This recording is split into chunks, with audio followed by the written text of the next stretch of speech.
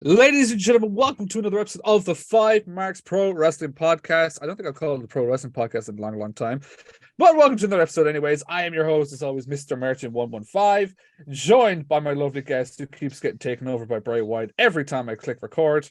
Happening again. Hello, everybody. I'm Carmo. Thanks for coming back for another week. Another week indeed. This week, ladies and gentlemen, I think last week we were joined by Steve Savage, of all things, which is really, really cool. Steve letting us come into Hard Knocks and do an interview before the show started.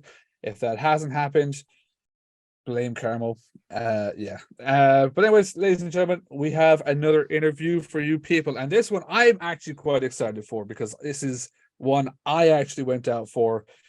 We are joined today by, and I have prepared this intro, and I'm going to butcher it up, I know it.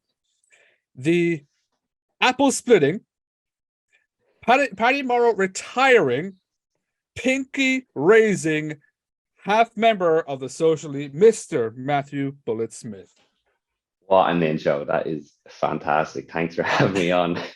I have sat on that intro for a week. I'm like, God, I need to intro this like proper. I love it. I love intros in like people's entrances and stuff. I love like a bunch of nicknames and stuff. So that's a touch that's made me really happy.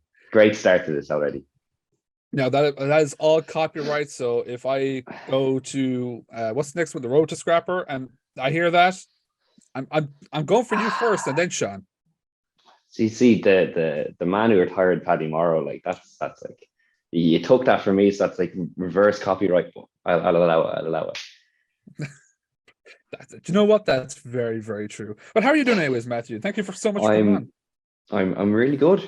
Thank you for having me. It's first time doing podcast interview kind of deal, so it's like it's really cool. Oh really? Oh damn. Yeah. God, we're making history with everybody. Like I think we were Nathan's first one. I think I don't think we were Sam's. I think we were Josh's. No, we weren't Josh's because I saw Josh was doing it. Yeah, you're I was just like, I'm gonna get Josh. But Matthew, we'll start this off the same way we've started off with everybody else. We're all wrestling fans. We're all wrestling nerds. What is the first wrestling memory that comes to your head?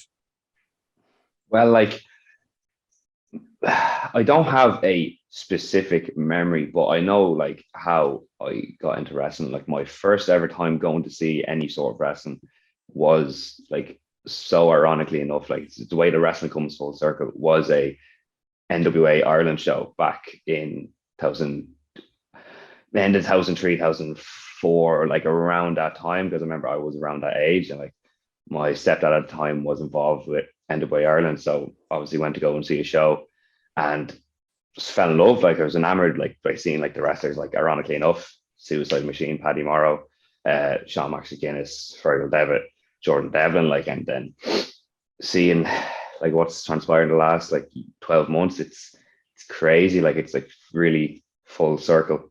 So yeah, started off by going to NWA Ireland shows, was eventually bought my first WWE pay-per-view on DVD. It was Vengeance 2003, and what a pay-per-view to watch! Like, oh my God. It's so cool. It's like obviously my biggest like inspiration in wrestling is Eddie Guerrero, and the first ever WWE match I've ever seen was the first match on Vengeance 03, which is Eddie Guerrero and Chris Benoit for the US title. So it's very telling that like what I try and like my biggest influences are the two that I first ever got to see on WWE, which is it's obvious. That's written in the stars. I feel like for everybody, it's like Eddie Guerrero was like their main inspiration. Mm. You know, the guy is just like he's unbelievable. Like I think a lot of people are like my age. Like I'm 22, so even like for me, I like most of my time watching Eddie Guerrero. He's unfortunately passed away but it's like he has such a fantastic body of work in such a like compressed time, like especially for like WWE. Like his stuff is incredible, and to consider he was there from 2000 and obviously released for a bit, and then his work between 2002 and up until he passed is just phenomenal. Every bit of it is phenomenal. What would you say it is about Eddie that really is just kind of dry? Is it his style? Is it the charisma that Eddie has around him? It's everything. I think there's something for every type of wrestling fan, like whatever, no matter what part of wrestling you like. Um, there's something that Eddie does that you can look at. Like, sorry, move my phone, but like entertainment wise, like he's so entertaining. Like his stuff with China, Latino, he is 10 out of 10. And then you look at him, like he can make you absolutely love him as a face. And then the next, like you see a few months later, hate him as a heel. It's like his stuff with Ray and Dominic, like it's as much as that, like that match graphic of like custody of Dominic Mysterio like on the ladder match is a bit of a meme. That story stuff is fantastic. The acting, the everything is fantastic. It's unbelievable. And in ring, like his stuff with like in WCW, like the cruiserweights is fantastic. Like his Dean Malenko rivalry in ECW, unbelievable. He's just I have so much bias. Like he is so good. He is so good. I'm gonna put you on the spot. What's your favorite Eddie Guerrero match? Oh, it's easy. It's Halloween Havoc '97 against Rey Mysterio. Oh, Yeah, great match. I thought that was be more of a somebody to pick from, but no, that was no. I have that. I have that like set in stone. That is my number one favorite match of all time. No, that's as Carmo said, that's a solid match. Now, I'm gonna absolutely make you hate me. I have not watched that match in full. Oh, That's your homework after this. Yeah, I know. You think as well. Like I get like a lot of the people like will say like my mates listen to the podcast, and every time I say something like that, they're always like, "No, you're supposed to be the wrestling fan." I just haven't. No, I get that completely. Like there's like so many times like I talk to my mates about wrestling, and they're like, "Oh, do you remember this and that?" And I'm like, "No, yeah. like not really." I suppose skipping on that as well, but how did you actually decide that you want to get into wrestling? Where did you kind of make that starting point? Well, like I always kind of like, as a kid, you always have those pipe dreams. I want to be a fireman. I want to be an astronaut. Like I want to be a wrestler. That was kind of my thing. And obviously kept after like I started watching WWE, loved it, fell in love with it. Kind of actually became a bit of a TNA guy for a bit. I've never gone to see a WWE live show, like where they always come like Tree Arena and stuff. I always went to TNA, like TNA in the National Stadium. It's class to go see. And I remember like 8-year anniversary just gone. Like I kind of like took a moment for myself to think. Like I was sitting there watching like AJ Styles, Samoa Joe, like in National Stadium, and then I'm wrestling in the same building. It is crazy. But yeah, like kind of kept watching wrestling. Kind of fell out of it, as you do. Like went into phases of in and out of it. Still then kind of got back into it around second or third year, which would have been about 14, 15, I think. And I remember, funnily enough, I was at some random class in secondary school, and like the teacher was asking, "Oh, what's everybody want to be when they grow up? Or anyone have any ideas?" And like people had their like, "Oh yeah, I want to be a footballer. I want to be a fucking Gaelic player. I want to play county." That was a massive thing. But I remember it got to me, and then I go, I know, I was like, I was in my head, I'm going to get absolutely ripped to piss for this. And I go, I want to be a pro wrestler. Laughter ensues, and I understand. I completely understand. But like, yeah, no, like it's just arseholes.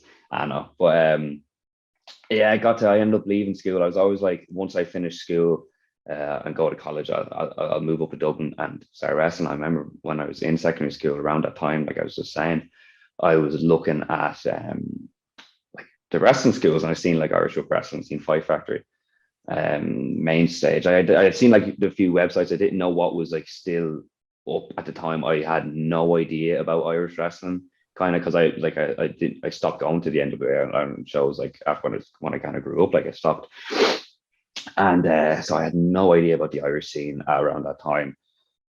I knew of OTT very vaguely.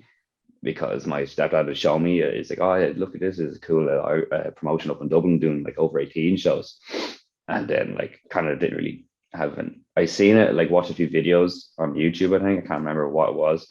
And I was a bit like not really too like familiar with or interested in it at the time, because like it was over 18s and I knew I couldn't go to a show live. So it was a bit like, you kind of like seeing, I was like, oh, that's cool. And then kind of forgot about it. But I was then in my first year of college around that time, and my stepdad showed me that the Irish School of Wrestling was opening up in February of 2019, and they had like their little tryout day for like brand new beginners. And I was like, yeah, fuck it. Like I was like kind of remembered that like, oh yeah, I wanted to be a wrestler for a few years. I wanted to do this a few years ago. So I was like, oh yeah, deadly. I'll try it out. And yeah, I think I was around February 15th, 16th of 2019 was my first ever time training, and what a ride it's been ever since. Now, the one thing we always ask the lads is, and this now is back in 2019, so it's hoping you remember. Oh, but geez. like the first bump you ever took, the first time you stepped into the ring, like what was that like? I can't like remember like exactly like so like picture like in my mind, but I just remember being like, oh, like getting ready to go for it, and then like realizing, oh shit, like I'm about to fucking slam my own body onto this ring and it's probably gonna hurt. So I just did it. It's like, yeah, hurt, but it was a bit like, that's not the worst. It's not great, but it's not the worst. And yeah, ever since then, like you get very much numb. Not, I won't say you get used to bumping, because there's some bumps that still fucking suck, absolutely suck. But you just kind of become numb. You kind of like, you don't really think about it. We'll get back to bump sucking because there's a bump I want to talk about later on. But obviously, you start off your training. Now, I'm trying to word this right. From you starting training to the pandemic starting, was there any pause in between there, between you getting to your first match, or was it train, pandemic? It was so I'm trying to think. I think I did take a month or two off in the summer. Because remember, I think I trained for a few months, and then I had to move back home because I was out of college. And I tried like going up and down as much as I could, and eventually I just didn't have the money for it. And I don't know why, I just kind of like just was like just cause stop. I remember I actually had a few like doubts whether I'd actually go back.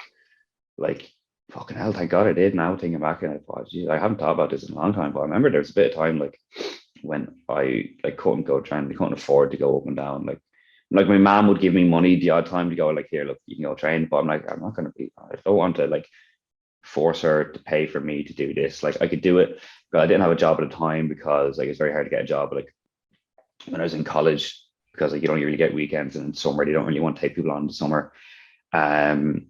So I didn't. The only money I had was through like the Susie grant. That was my Lord and Savior when I was in college, and that's the only really like income I had at the time. So like didn't want to pester my mom like for paying me to go up multiple times a week, because if I had it my way, I would have went up every day at that stage. But I took about, I think, a month or two off. Could have been even more. I don't really remember. I took like 1 or 2 of the summer months off, and then I went up once I got back up to college pretty much. So there was pretty much a year, give or take 1 or 2 months, and then COVID. So let's say like 10 months maybe of training, and then 18 months of no training, which was horrific, because like that like period of when I came back to college, came back to Dublin and was able to train again, to when we couldn't train, like that period of training was, I was like falling so much in love with it. I was loving it. I was watching wrestling like every morning, every night, on the way to college, on the way to the gym, on the way to training, after training, I was just fully like sucked in. Like I was bitten by the wrestling bug. I was loving it at that point. And then COVID hit, and that was fucking horrific. 18 months of not being able to train was draining. And had you had your first match at that point, or had No. COVID completely stopped that? COVID completely stopped that. There wasn't any talk, or I didn't have any planned first match or anything. My first match was it was almost a year ago actually now. Yeah, it's I think next week a year ago, or 2 weeks a year ago. It was February 27th or something like that of 2022. Yeah, 2022. Jeez, my brain's not working. 2022, February 27th, I believe, and it was it was an NLW show. It was myself and Renzo Rose against the Ring Text. Yeah, it was. Yeah. God, Renzo keeps finding his way onto this podcast somehow. Yeah, he does. Mr. Carmo, you want to ask a question? No. I was just going to say the NLW shows. How was it kind of, I suppose, finding out that you were going to have your first match? And then I suppose the feeling coming out after the first match. I found out it was like a couple of weeks beforehand that I was like, yeah, you're going to be tagging with Renzo Rose against the Ring Text. And I was like, class, very good. I know I can see some of the lads, the lads that you've even had on, like Nate and Josh and Sam, they had comparatively to myself and a lot of the other lads, they had their debuts quite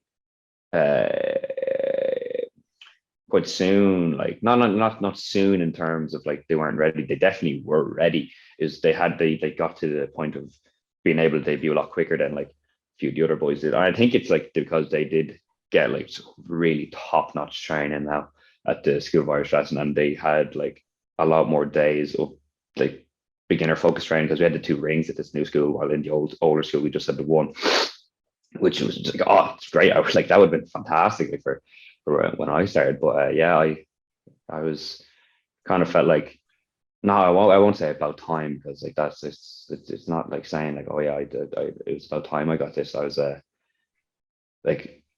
praying for it to happen soon, because it was feeling it could be any month now that I finally get my first match. I remember I was thinking, my first match will be on a School of Irish Wrestling show, and I was just there was always I remember around December there was talks, December 2021 there was talks that we should have one next month. There was always next month, then it didn't happen, and then I was just oh god, when is this show ever going to happen? And then I was praying to get on it, and then I was told I'd be on NLW, and I was yes, finally, this is it. Thank God. It is a milestone in my life. My first wrestling match. You never really kind of forget your first wrestling match, and that feeling. I remember went in there the whole day. I was so excited. Everything. It was just such a feel good thing to have your first match, and then the feeling afterwards was very much it went by so quick. That was a mad thing. It felt not even a minute. It felt it just absolutely went by so quick. And I remember talking to people after, and they're how was it? How'd you find it? I was it's just so much fun. Honestly, it was so much fun. It's they getting the interaction with the crowd, doing the stuff in the ring, everything, every aspect. It was just so much fun. Had me matched, and I was a bit yeah, when do I do this again? Oh, it was fantastic. It was fantastic. And I'll ask you this one as well. What was the feeling? I know you kind of briefly mentioned it, but getting to the back after the first match. We've had a lot of guys say when after the first match when they get to the back, it's this just weight off your shoulders. It's just, oh my god, I finally did it. I just stepped into the wrestling ring. Yeah, it was kind of a bit like that. I remember I went back through the current NLW, and I seen a few lads, people that had coached me. I remember I seen Paul Tracy gave me a big well done bro, embrace. Seen a few of my mates are yeah, really really good, and I got great, because it felt good. It was a bit of this is it, this is the beginning, this is your first taste of a match. And I was a bit I was ready, roaring to go. It was very good vibes. Everything about that was just fantastic. I can only imagine how big that was. So You've done the MLW show. I'm after butchering that, but we'll go on. How from that show then to your next match? What was the kind of? I'm surely it wasn't as long of a gap. No, it was not. I remember actually it was, I think a few weeks actually after it was my second match, and I remember it was just one of the lads was doing one of these shows up the north. Like there's just these like spot shows, not like any of the northern promotions. It was one of these like English promotions to come over, do like spot shows. They're very, very similar to NLW actually. And it was like one of the lads was like, I have the promoters asking for one like an extra pair of hands, like, and I recommended you to him, and he's like, yeah. He's like, do you want to come along? And I was like, of course, yeah. Get me second match out of the way. I think that was like only a few weeks after, and then did a few more of them shows, got a bit more experience, and I think I did NLW a couple times after, and then yeah, I kind of went like NLW, those like a few of those spot shows up north with the English promotion, and then NLW a few more times again. Then came OTT, which was crazy to think. Really, it was like how quick it all happened for me. It was so cool. So obviously OTT comes around then, and with OTT is the Social Elite. It is. What was the talks with that like? You know, obviously because Paul Tracy is such a big name in the Irish wrestling scene as well. Sean coming up as well, being put together with those two just big. It's I messaged Sean. I said it's such a perfect spot for you. It's almost like an evolution spot where you can just pick their brains and learn as much. What was like the talks about that like? Oh, I remember being told, it's like, yeah, you're joining up with Paul Tracy and Sean McGuinness to reform the Social League, and I was like, this is unbelievable. Like I was like, this is like it felt very surreal, like, because such a class spot like to debut onto ODD. Like, it's even now, like I'm still very what's the word to describe it?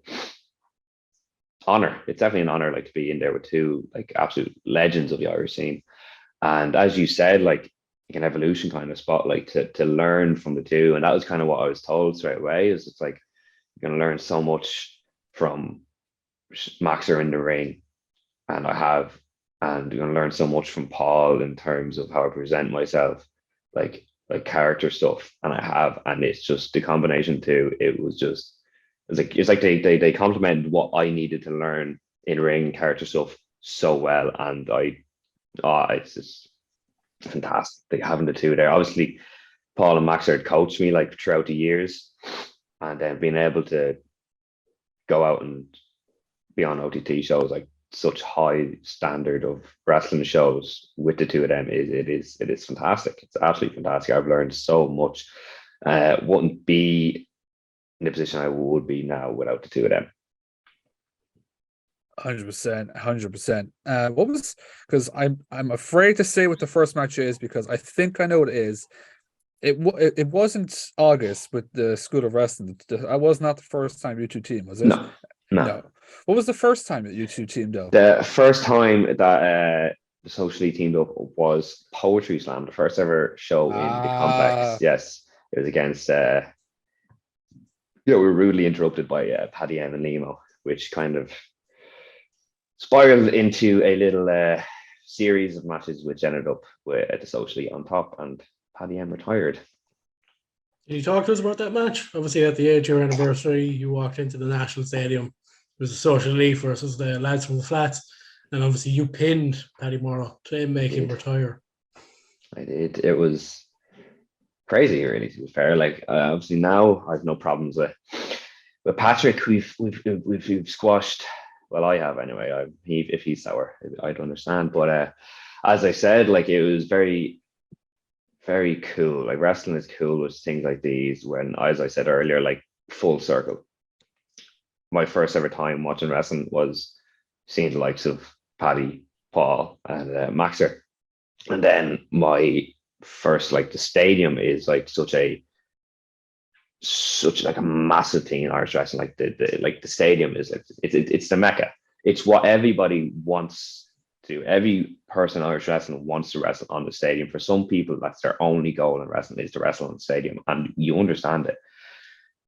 Like we do 2 shows a year in a stadium, and there's a reason. It's like it keeps it special, and it was just crazy. Like finding out that we were gonna have the match on the stadium, I was like, "Fuck, that's massive!" And then like it's gonna be career versus career, and I was like, "Fucking hell!"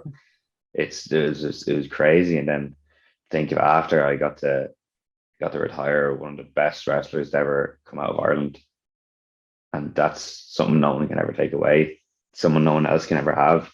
Got to be in the ring with it was like Paddy and Max. Paddy and Max are the two of them, like the two lads that started it, and then me and Nemo, the two lads of this generation. It was kind of nice, cool little, what's the word?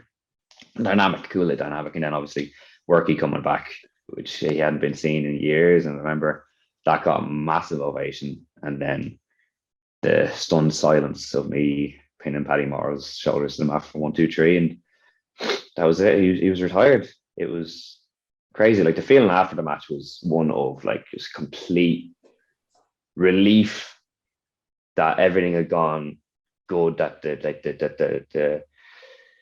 that we had a successful outing. The crowd reaction was unbelievable. It was just everything. It was just like an overall of like, that was so fucking cool. It was probably like, there's a very few like moments in wrestling that I can't think of, and like that was like, that are like milestones. And it was like the debut feeling after it was that match, and then obviously like cardio afterwards. But it was just crazy. Like the whole experience of the stadium was one I love, I'll never forget, and can't wait to do again.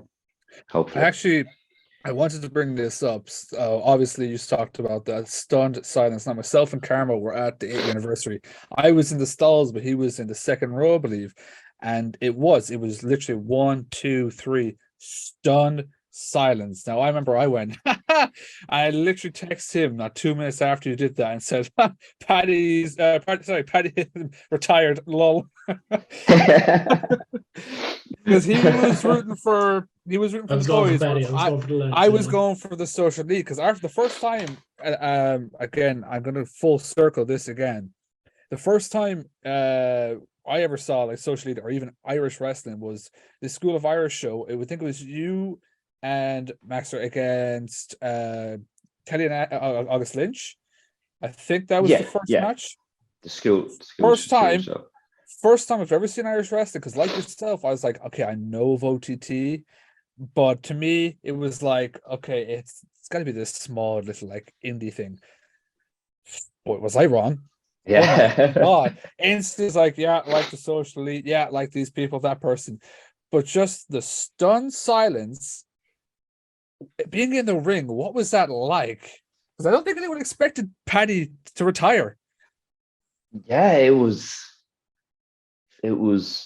I could hear it. Like, I remember I pinned him 1, 2, 3, burst out, and I scramble to the corner, and I sit there and I like look around, and I can see people's like faces there, like stunned, and the silence, and of course like the like Dennis taking his time to introduce, like to say, ladies and gentlemen, your winners, the social elite, like that taking so long kind of built it up as well. And it was mad to be in. It's very surreal to kind of be in. It's very few words that can like describe it. It was kind of like the realization, just retired Paddy Morrow. And it's just seeing everyone's like faces, everyone's like shocked. Having that like impact on people's emotions is a very weird and wonderful thing to be able to do. Like watching it back on VOD, the amount of times I just like do like watch it, and then when it gets to the end, the 1, 2, 3, and that like gasp of air, like people going what and booing, and then the realization kind of kicks in, and it's a bit like it's like 1, 2, 3 burst of like emotion, and then nothing. Like I watch it back the whole time, and I kind of like 1, 2, 3 pin, blah blah blah, go straight back, kind of watch it and look at different people's reactions each time. Like it's I can't describe it. It's so fucking cool. Just come into my head. Just the best way to describe that was WrestleMania 30, Brock Lesnar ending the streak. I didn't want to say that, but I was Yeah, thinking I was gonna that. say it. I was gonna I say didn't it. want to Just compare the two, but- gasp of air coming out, everyone just like, what? Mm. Oh my god. Yeah, and I think it was the fact that it was like so out of nowhere as well, because the way it happened, it was like Paddy hit him with a big deal, like pinning Paul, comes from behind, he's about to hit him, and then work, he comes out, big fucking pop for him, comes in, they all lay waste to to Paul, and it's as if like it's his like farewell, like bye bye Paul Tracy kind of deal. And then Paddy's picking me up, and like he's firing up, the crowd are fired up, and everyone's on their feet, whips me off, switches, goes for a sunset, and just go down top of him, and 1, 2, 3 out of nowhere. It was like big high, bam, that's it.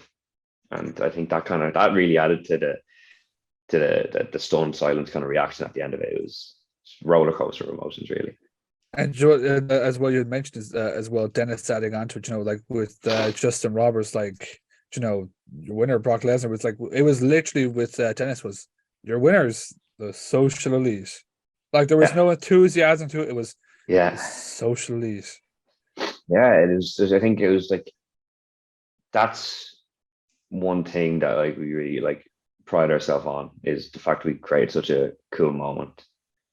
Like the young lad retiring, like one of the goats of Irish wrestling, like the hand, like not handing the torch maybe, but like, you know what I mean?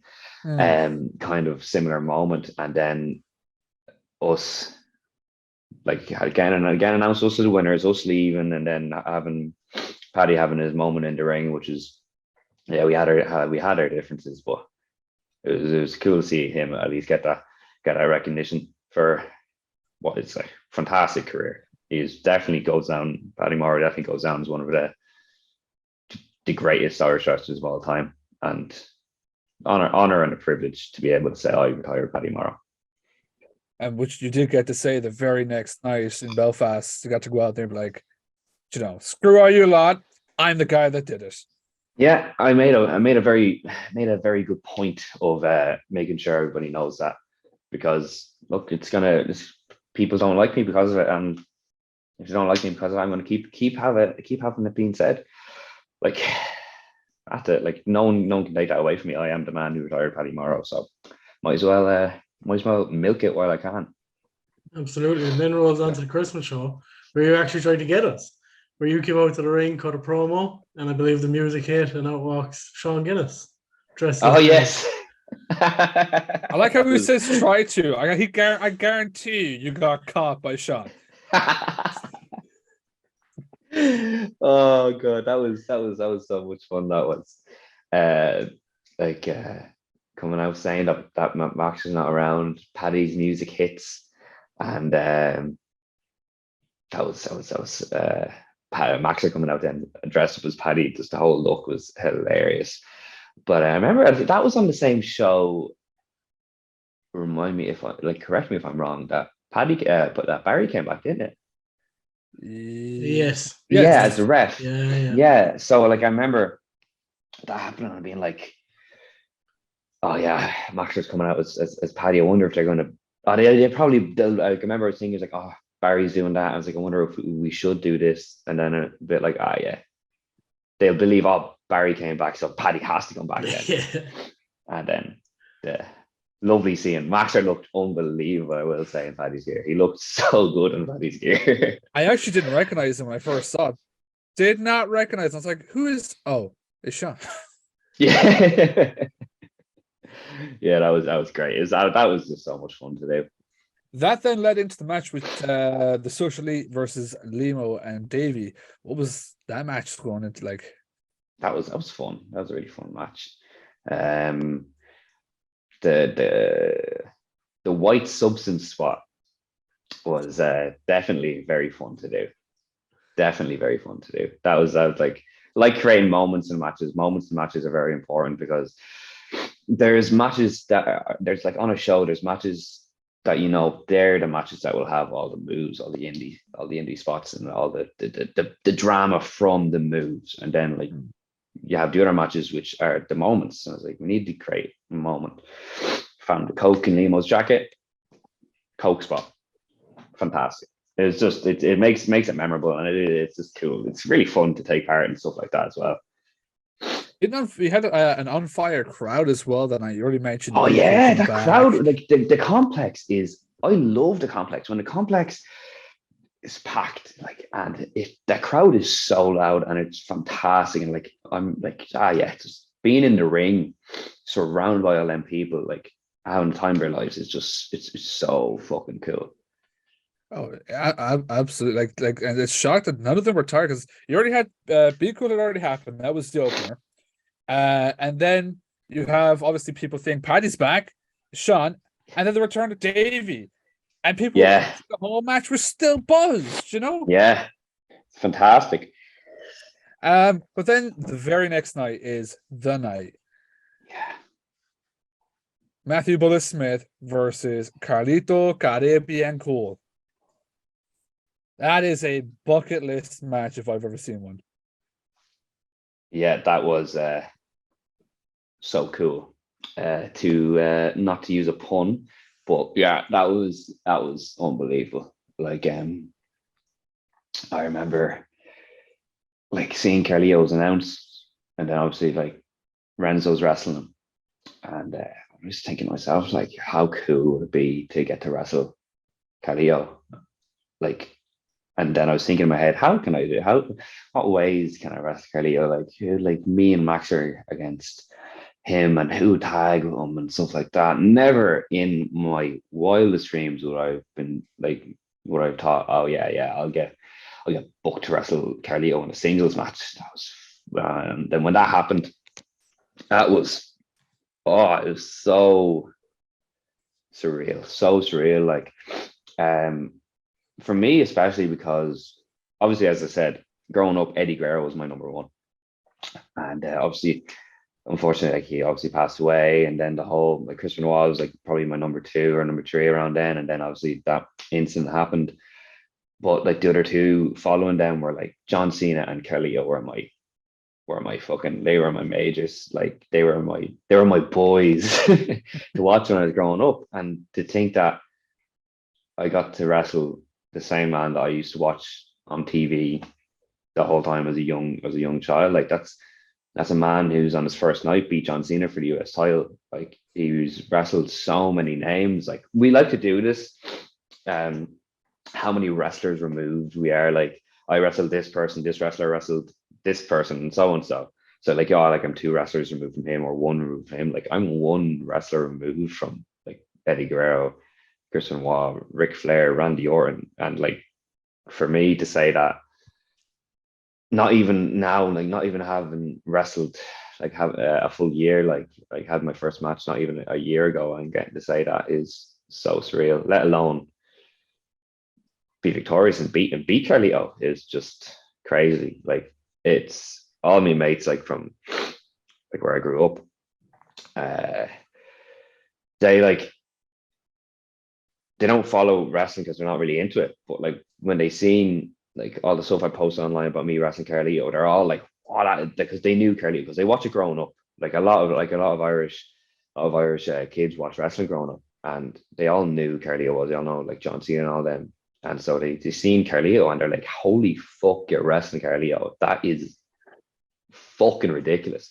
So like a few of them came up, like made the trek all the way like to Belfast to watch it, and that was kind of a cool moment. Like even with like my mom, like she obviously knows I do wrestling as much as she didn't like me doing wrestling. Like when I started, like she's obviously come around to it now. She remembered Carlito, and even my dad. The funny thing is, my dad works for a football team over in England. He works for West Brom, so they're in the championship now.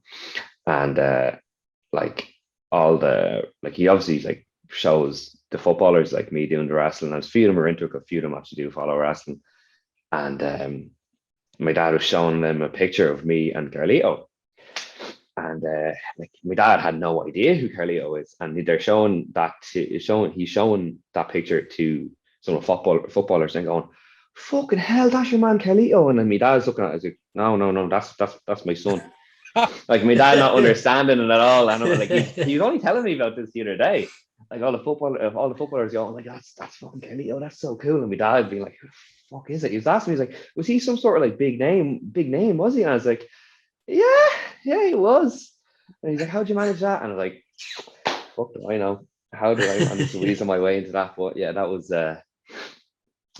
incredible. Is he some sort of big name? Nah, he only beat, John Cena, won the US title, tag team title, Intercontinental title. No, he's just another indie guy. Nah, just a small name. But as you said, like, it's not only like facing Carlito, because I think the night before Renzo wasn't successful against Carlito, but you were successful against Carlito. Yeah, it's crazy. It's ridiculous. I remember I put a tweet out a couple of days afterwards, which popped me something fierce, which was like it was like MMA maths. If any of you follow like UFC or watch any of that, they're like, "Oh, this person beat him, so that means he's better than the other person because that person he beat him." So I put up Carlito beat the likes of like Randy Orton, Ric Flair, Shawn Michaels, and I go, ergo, I am better than Randy Orton, Ric Flair, and Shawn Michaels. So that popped me something fierce, and I was never typing this out. And I'm like, being able to say this absolute waffle is fantastic. It is so cool. It's so fucking cool. I kicked Carlito's ass, so I can take that United States title. I should. I think that should definitely be happening. MMA math is correct. Just remember now, he had Jesus, so you got to bring Sean with you to beat John Cena. Yeah. 100%. Mr. Carmo, you got a question? No, I was going to say, so we roll on to your next match, which is obviously the most recent match, which was at Homecoming, especially the one in Dublin, which was obviously yourself and Max or Social Elite, where you come up against Trent Seven and men like Darius. What was that match like? That was good. That was very fun to be a part of. Obviously, like two big names. Like Darius is a really big name now. Like in the UK indies and Europe indies, like he's so fucking good. He's making a great name for himself, and obviously Trent Seven is a really big name as well. Like NXT UK, NXT, like former OTT tag team champion. So seeing that match graphic go up and seeing it, like, I'm wrestling them two, I was like, right, this will be as fun as it will be. It will be sore, and it was quite sore. But that's all the fun of it. But yeah, I enjoyed it. Unfortunately, we came up short, but hey ho. It is what it is. But no, that was an absolutely amazing match to watch. Like we were there live, thank God. And I'm a big mark for man like Darius. Like that entrance is so much fun. Especially, I'm not sure if it was you or Sean. He just turned on the mic. Like it's still on the mic. He just goes, "What are you looking at, you gip?" And I was like, "Mike's still on." Yeah, like I remember we were doing our entrance and we're like up on the turnbuckles doing the pinky raise, and all I hear is like it was like someone on the mic going like do do do do do do do, and I'm like, is that Darius? And I was like in my head like pissing myself laughing. Like that is hilarious. I didn't hear it until I watched it back. I was like, what is that noise? Yeah, like fuck's sake. He's just behind the curtain going like do do do do do do do. Oh God. But in my opinion, that was very much a standout match for yourself. Like, honest to God. How long did that match go on for? Like, it felt like forever, like 25, 30 minutes more. Yeah, it felt really long. I'm not sure how long. I think I checked. I remember like I was looking through Cage Match, like looking through the thing, and I think it said like 20 minutes. So I was like, I think it definitely longer. Oh. But yeah, it felt really long. Like in the In the ring, probably too long. I think the show was very long. I think it was a very long show, but probably too long. But I really enjoyed it at the time. I think could have gone a lot better. Definitely could have gone a lot better. But look, you live and you learn. You can't have a perfect match all the time. The bad matches are always ones to learn from. You know, Definitely, you're dead right. As I said, from being there in the complex and watching, it was an absolute standout match for yourself. You did a lot in that match. One thing during that match, it was the going to the outside spot, and this is the bad bumps I was talking about. But I'm trying to get my words out here. From where we were sitting, like literally, it seemed like a lose-lose for you because one, you can hit this spot, but nobody's moved, and I'm going to hit somebody. Or two, I can just about save it, and nobody gets hurt, which that's the way it looked like it was. I just saved it. I assume you're on about where I Undertaker myself jumping outside the ring. Yeah, that was something anyway. No, I remember like obviously hit the Doomsday Meteora, which that's what I was really stressing about because I was like I was up there and like fuck, like I know poor Shawnee isn't the tallest of individuals, but I was thinking like when I was up there and he had Trent 7 up, I was like, this is a lot more of a jump than I thought it would have been, like to do the meteor onto him. I got that and I'm like, oh, deadly. All right, where's Derice? And then I see him and he's very like close to the ring on the outside, and I'm like, right, I have to go like pretty much straight up and straight down. And I just in the moment I was like, fuck it. That's just how I was. This was like, fuck it, went for it. Definitely could have been a lot cleaner and a lot safer. But look, we're all safe at the end by the end of it. So I was thankful for that.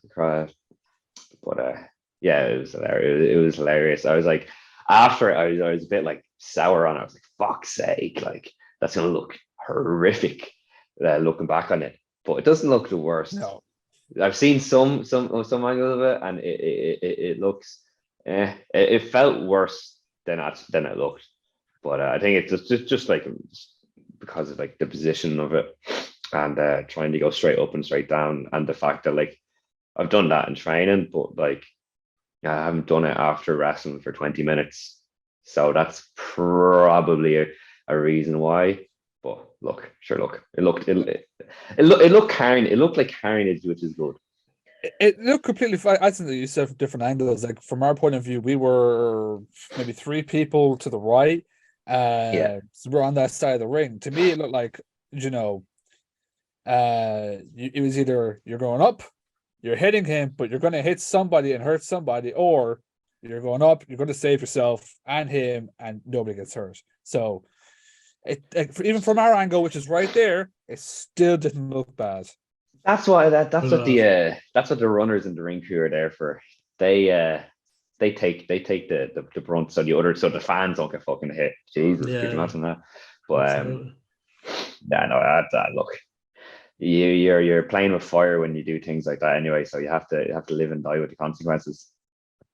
Again, it's another learning thing, you know. Exactly. You can only get better if you do bad. Next time, what I'm gonna do is I'm just gonna simply roll out of the ring and punch him.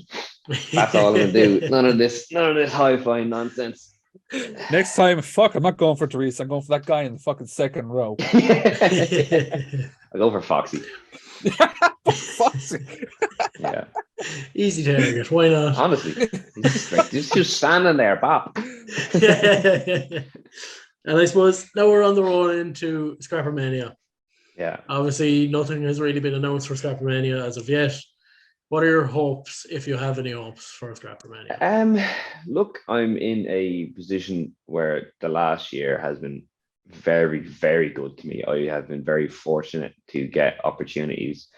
I'd say lucky at times, but I don't really like saying luck because I feel like, yeah, you can be lucky to get your opportunities, but you need to be. I think I've seen a very good thing, like these images, and I think that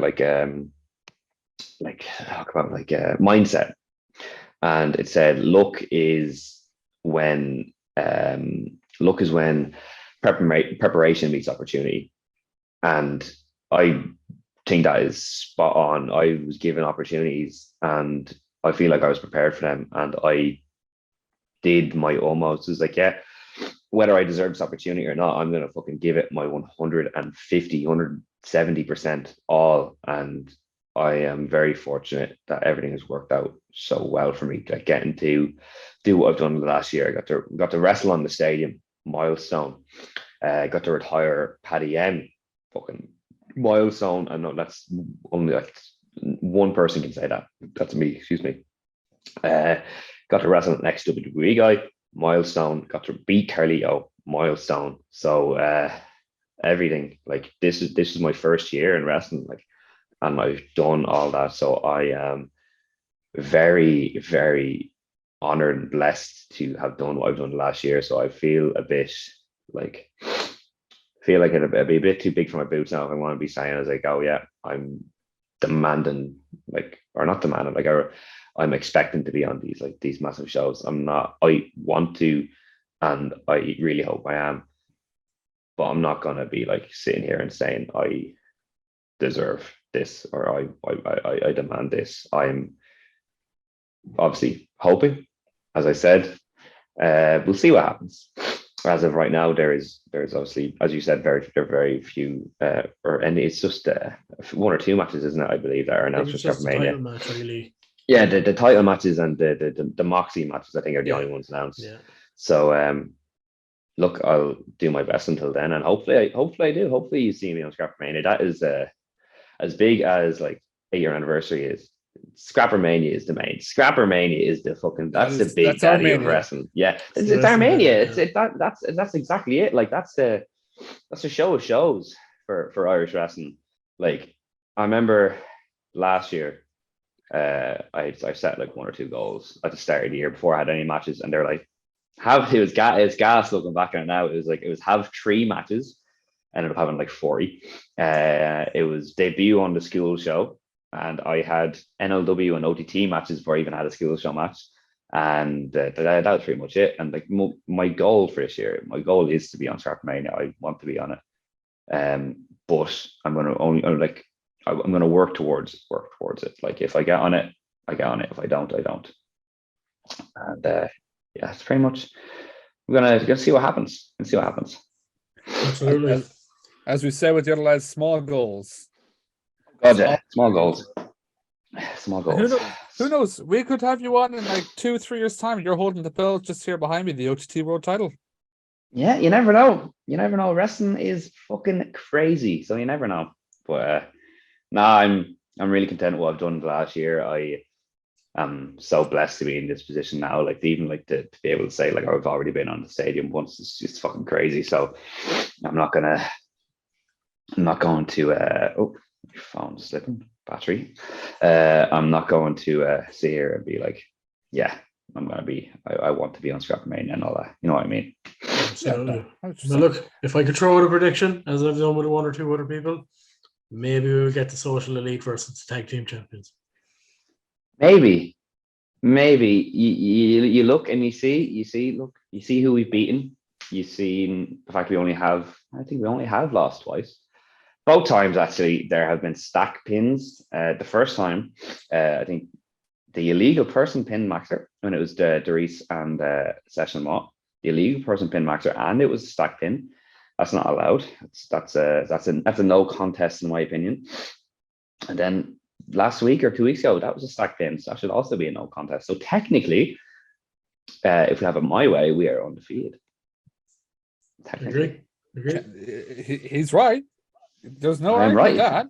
Why are you booing me? I'm right. There's no argument with that. And you know, it could be obviously at Scrappermania. I think it's the freshness versus the draw, but who knows? It could be some the Social Elite versus the Draw, or we could have the Elite versus some Muppets.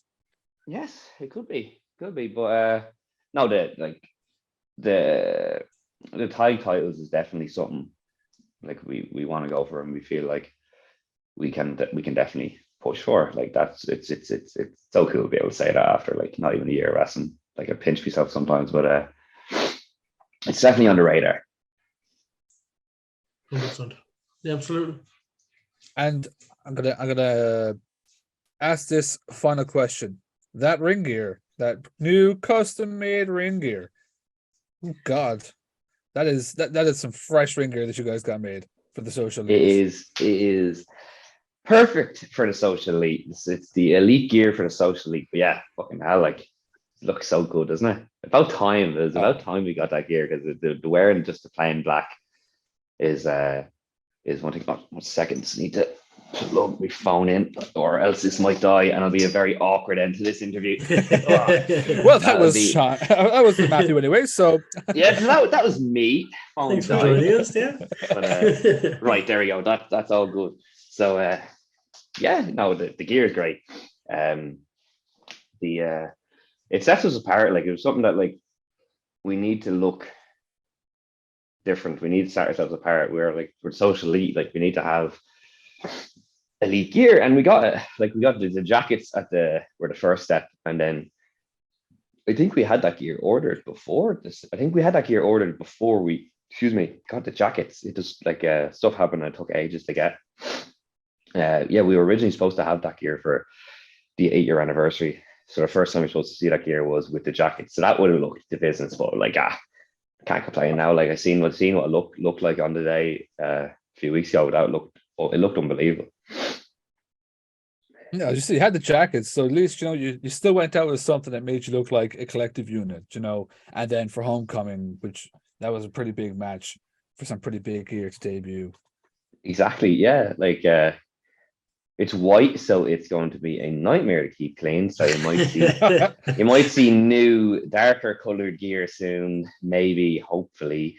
But yeah, no, it looks business. That's what I love about wrestling. Like it's the pageantry and the showmanship. Like, yeah, like I was watching today. Wrestling, I was watching Owen Hart and Shawn Michaels, and it was just seeing the gear Shawn Michaels wears. Like this is 97, I believe.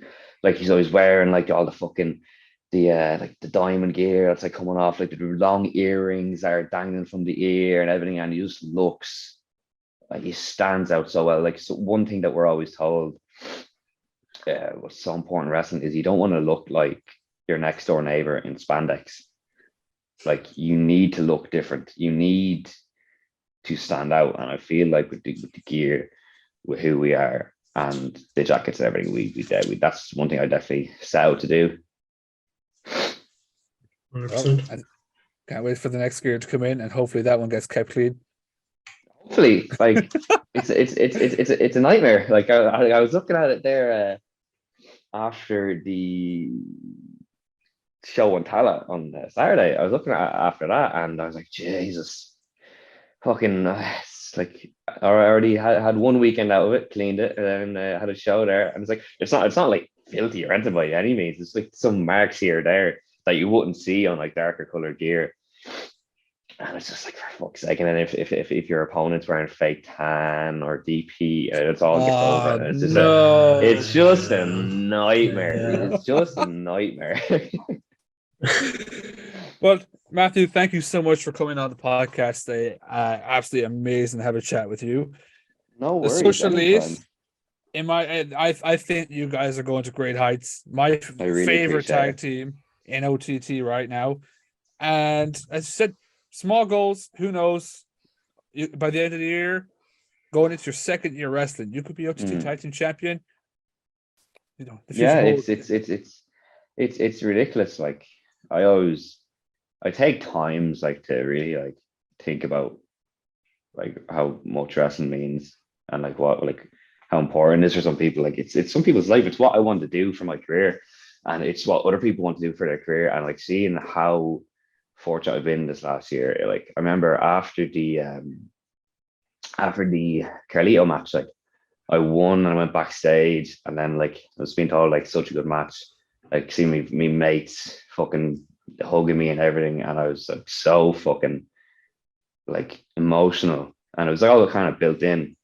And I went backstage, and I think I was going into the bathroom, and I see the Sem like taking off like his I think he was on show, yeah, I think the Sem was taking off his shtick, and he just looks at me and he gives me like the biggest smile, because like he is without one of the nicest lads I've ever met in wrestling, and I have a lot of time for him, and he smiled and gave me the biggest hug, and I just fucking broke down like crying, like happy tears, because it felt like I all the work I'd done, and then getting to wrestle Carleo, I was like so worth it. Like all like the struggle. Everybody in wrestling has their own little bits of struggling to do, whether it's like actual like it's hard work, and then like mentally it can be like so fucking tough. Like obviously like this, like Sam talked about it on your podcast. I loved it, because I've not like obviously not everyone's fortunate enough to go through life without having struggles with their mental health. Like I've unfortunately myself, like I've had my own stuff, like, and I haven't talked about it like to all like me close friends. Like there's even me like close personal friends from like my childhood I haven't even talked about. Some know, even someone in around wrestling. Like I'm open about talking it, but it's just not something I always kind of like bring up. Like but I remember Sam's thing. I remember I texted him after, because me and him have always we've talked about that stuff a lot, because you kind of, when you find someone that is very open about shit like that, you kind of you always talk about that. Like I've had a few talks with lads in wrestling about it, and I'm very fortunate now to have good stuff going for me in my life. Like there was a time where it was like, oh, it was over COVID especially, where I just felt like shit, felt like, oh, is this, because it was weird, because I always had an obsession with getting shit done when I was young. Like when I was like, oh, I was obsession of like starting wrestling young and being successful in wrestling young. And I thought like, oh Jesus, like I'm 21, haven't even had my debut match yet.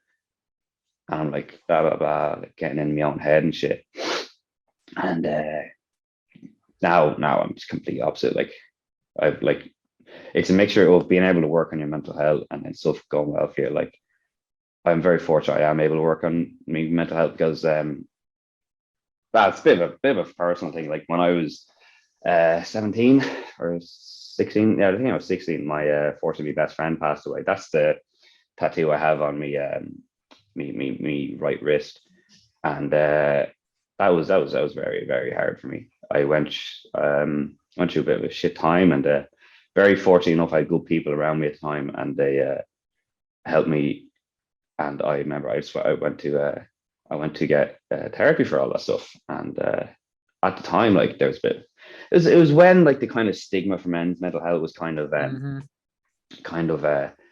was kind of breaking down. Like there was a bit of a stigma back then, and it was kind of, now it's fucking fantastic. I love seeing people promoting looking after men's mental health, and it's 100% what people should be doing.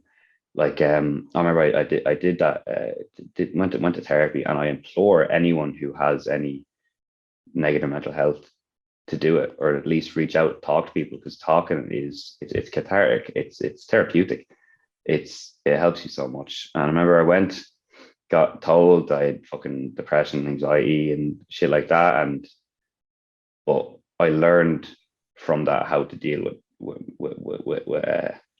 mental health, and I'm very fortunate to have that in wrestling, because wrestling doesn't always go the way you want it, and it can be a bit of a play on your mind. So being able to deal with your own mind, because your own mind can be your own worst enemy.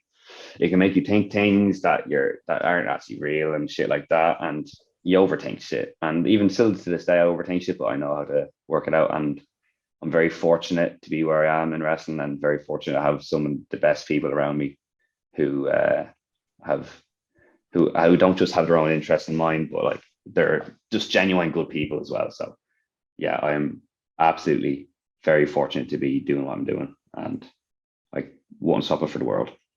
So, brilliant. So happy for all that. And it's crazy how that like switch could just like changed. Like 1 second, you're just absolutely down at the dumps. Like you're in your own head, and it's just an awful place to be. And then just it's literally like a switch. Just okay, I'm okay now. Yeah, It's always still there. It's always still there. But you're better now than you were.